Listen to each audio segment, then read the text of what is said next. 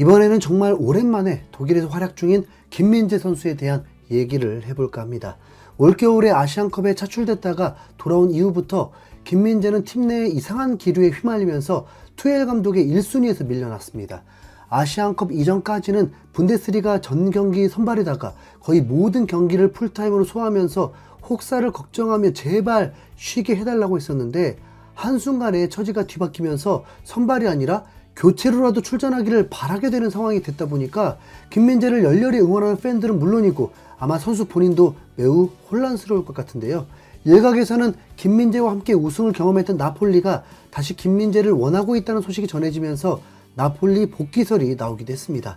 나폴리 입장에서는 김민재가 그리울 수밖에 없는 게 지난 시즌에 77득점, 28실점의 압도적인 성적으로 최다 득점과 최소 실점을 동시에 기록한 팀이 올 시즌에는 50득점에 41실점으로 공격은 물론 수비가 완전히 엉망이 됐거든요.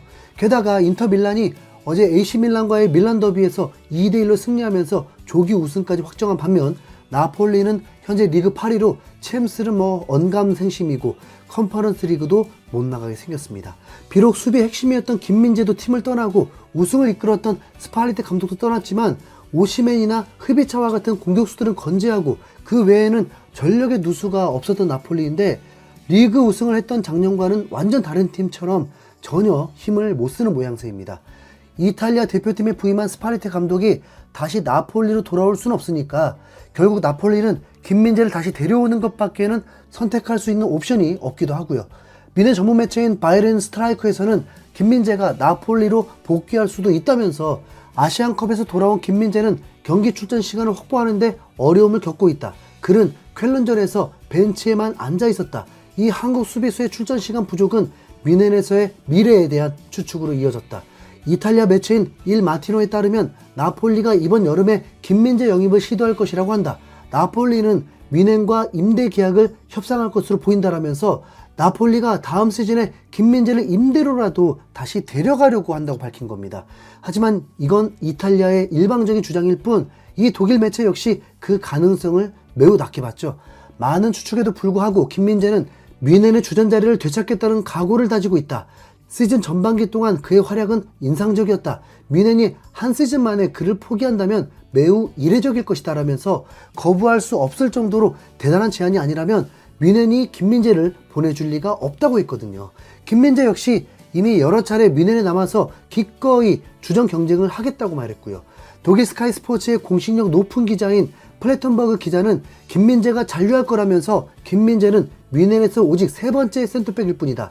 김민재는 지금 상황에 만족하지 못하고 있다. 하지만 그는 이적도 원치 않는다. 김민재는 뮌헨에 남아 자신을 증명하고 싶어 한다라면서 김민재가 현재 상황에 불만족함에도 불구하고 자신의 힘으로 이겨내려고 하고 있다고 전했고, 최고의 이적 전문가로 손꼽히는 로마노 기자 역시 영국 매체인 커트 옵사이드의 칼럼을 통해서 김민재가 뮌헨에서 어려움을 겪고 있지만 올여름 나폴리로 돌아올 가능성은 거의 없다. 그는 지금 자리에서 주전 경쟁을 하길 원한다.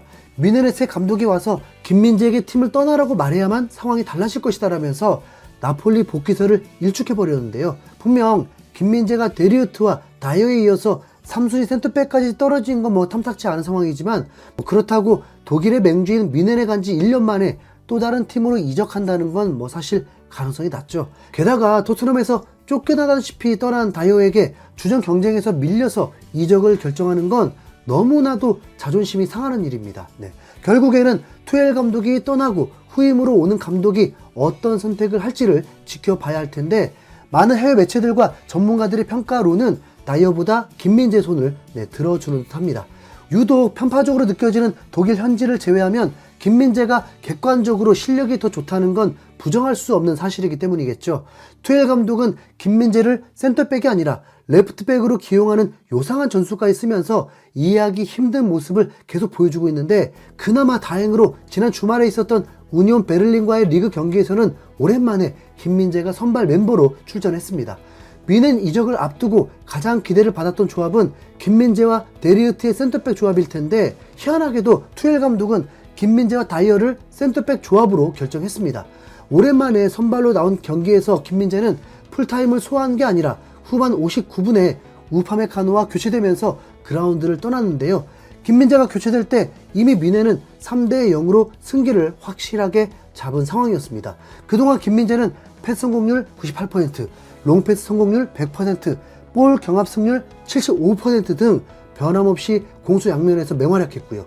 너무 압도적인 경기라 민헨이 무실점 승리를 해도 당연하게 받아들일 수밖에 없던 경기였는데, 후반 90분에 나이어의 안일한 수비로 인해서 클린시트를 하지 못하고 한 점을 내줬죠. 스로인 이후에 이어지는 베르테센의 돌파를 느긋하게 지켜만 보다가 뒤늦게 다리를 뻗었지만 베르테센의 슈팅이 나이어의 가랑이를 통과하면서 그대로 골문 안으로 들어가 버렸던 겁니다.